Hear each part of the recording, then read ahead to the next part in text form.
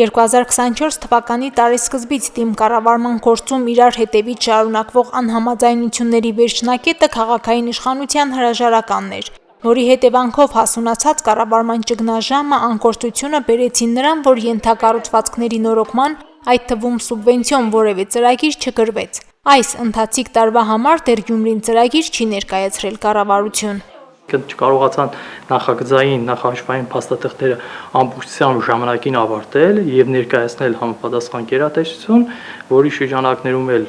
համապատասխան միշտ գերատեսչությունը հավանության չի արժանացրել, դրա պատճառով մենք 25 թվականին մինչ այժմ չունենք ներկայացված որևէ փաթեթ, որ կարողանանք 25 թվականին մեկնարկ ունենալ։ Ճգնաժամային իրավիճակից ելքն էլ նաև կար, պետությունը նման դեպքերում ծրագրեր ներկայացնելու ժամկետը 6 ամսով երկարաձգում, բայց դա էլ չօգնեց կամ գործելու հնարավորություն չտվեց ծրագրեր մշակելու, այդ ուղղությամբ ոչինչ չի արվել։ Հիմա դարձյալ լրացուցիչ ժամկետ է նշանակվել եւ Գյումրին շանս ունի մինչեւ մայիսի 25-ը սուբվենցիոն փաթեթ կազմելու։ Համայնքը դեռ պետք է ձևավորման փուլից հետո արդեն համապատասխան համայնքի ղեկավար ունենալով պետք է լծվի գործի, որովհետեւ ամբողջական փաթեթներ ներկայացվի։ Փաթեթներ կազմելու հնարավորությունը կար քաղաքապետի պաշտոնակատար նշանակվելուց հետո։ Ժամանակավոր իշխանությունը հետ ընկած կամ անավարտ մնացած ծրագրերը քաղաքային տնտեսությանը վերաբերող այլ խնդիրները քննարկելու, ավականու նիստեր հրավիրելու իրավունք ուներ, բայց այս ընթացքում եւ մասնավորապես սուբվենցիոն ծրագրերի հարցով աշխատանք չի տարվել նաեւ օբյեկտիվ պատճառներով։ Ինքը ամբողջական լիազորություններ չուներ, քանի որ այդ բոլոր ծրագրերը պետք է իրականում անձնային հանրային քննարկում եւ ավականու որոշումը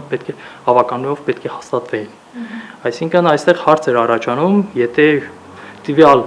պաշտոնակատարը ծրագիր էր իրականացնում, սակայն չունեինք ավականի ձևավորված եւ չէր հաստատվում, ստացվում է, որ համայնքի բյուջեի եղած գումարները կարող է ոչ նպատակային ուղղվեն ու կարող է ավականի չհաստատվել եւ ստացվել, որ այդ գումարները փոշիացվեն։ Սուբվենցիոն ծրագրերից բացի օրակարգային այլ հարցերի շուրջ այդպես էլ 2024 թվականի սեպտեմբերից ավականու նիստեր չեն եղել Գյումրիի քաղաքապետարանում, չնայած արտահերթ ներգումարելու առաջարկներին։ Հաջորդական ձախողումներից հետո հիմա հարց է, թե մինչև մայիսի 25-ը նոր ձևավորվող տեղական իշխանությունը ինչքանով կհասցնի սուբվենցիոն հայտեր ներկայացնել։ Մարզպետարանի պատասխանատուն սա քիչ հավանական է համարում։ Ամբողջական փաթեթ ստեղծելու համար պետք է որոշակի գործընթաց իրականացվի, որի մեջ իր փաստաթղթում արկա է նախագիծ, նախահաշվի, երկրաբանական հետազոտություն, եթե շինությունն է տեխնիկական եզրակացություն, այսինքն ընդ որում յուրաքանչյուր նախագիծը նաև պետք է համաձայնեցվի համապատասխան գերատեսչությունների հետ, ջուր, գազ, էլցանց եւ այլն, որովհետեւ չստացվի այնպես, որ մենք ճանապարհ ենք վերանորոգում, հետո բարձրացվի, որ ճանապարհի տակից անցնում է կոյուղագծեր կամ ոռոգման կամ խմելու ջրագծեր, հետո պետք է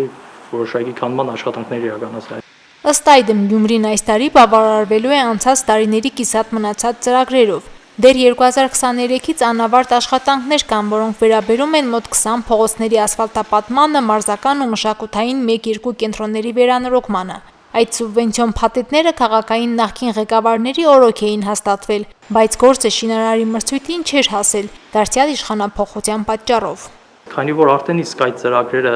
իրենք հաստատված էին միջգերատեսչության կողմից եւ կար ավականու որոշումը եւ կար հանրային քննարկումները, դրանք հիմա գտնվում են մրցույթային փուլում, որպեսզի ծրագրերը իրականացնեն։ 3 ծրագրերից 2-ի մրցույթները չեն կայացել, մասնակցող շինընկերություն չի եղել, նորից է հայտարարվել մրցույթ։ Շինընկերություն գտնվելու դեպքում 2 տարի անց կսկսեն աշխատանքները 20 փողոցներում։ Սրանք միակ ուշացած ծրագրերը չեն, 2024 թվականի սուբվենցիոն փաթեթներով էլ կան չմեկնարկած աշխատանքներ։